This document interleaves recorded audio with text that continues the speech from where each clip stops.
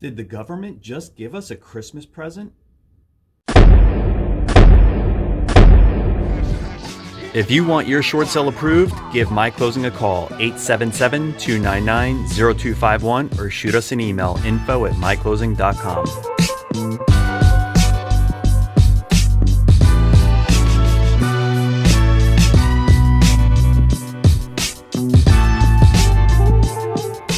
Hey everybody, it's Jason Sanseverino with My Closing, where we make short sales easy, of course. Happy 2020. It is a new year. It is a new decade. I'm very excited about this upcoming year. Always feels good in January. You think about all the ideas and plans that you want to get in place for the next year, and I'm excited. Anyway, with that said, I have information about an update on a tax act that I think is important to homeowners that have done a short sale. With that said, I am not an accountant. I am not any bona fide certified tax professional whatsoever. This video is not tax advice. This is just information. And if you have questions about your specific situation, seek out a certified public accountant or otherwise licensed tax professional, because I am not one of those.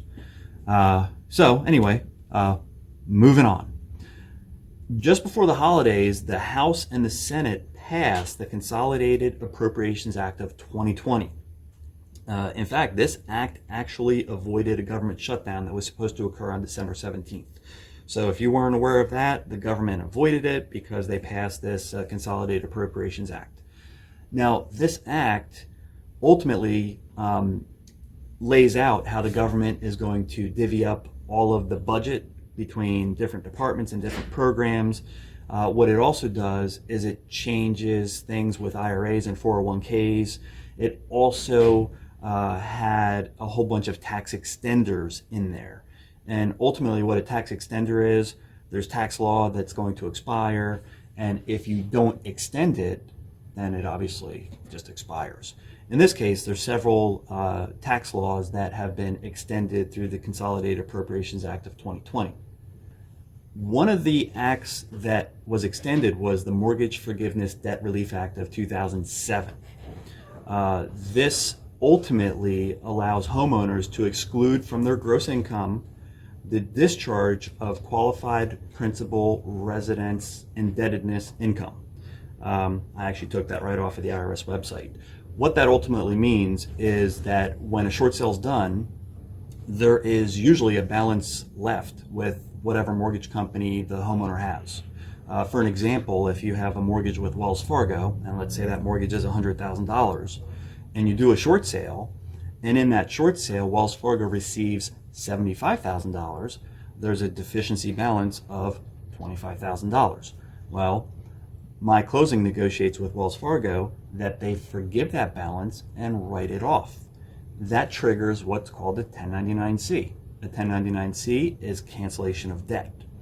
That 1099-C is issued to the homeowner or the borrower of the mortgage, and that borrower has to list that 1099-C as income on their tax return.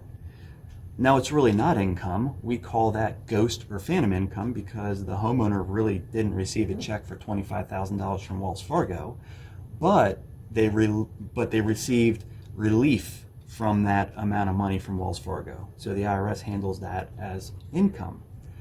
Through the Mortgage Forgiveness Debt Relief Act of 2007, a homeowner can actually avoid tax liability on that money. So I wanted to give you that news. It's great news. Please forward this video to homeowners that you worked with in 2019 that you did a short sale with.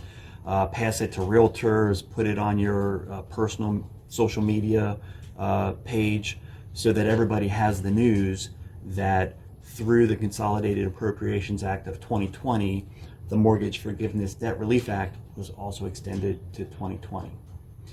Please subscribe to our Facebook page, like our YouTube videos, forward this video to anybody who you don't think is on the distribution list, and absolutely have a great 2020, and I look forward to working with you in this year. Thanks so much. Have a great day.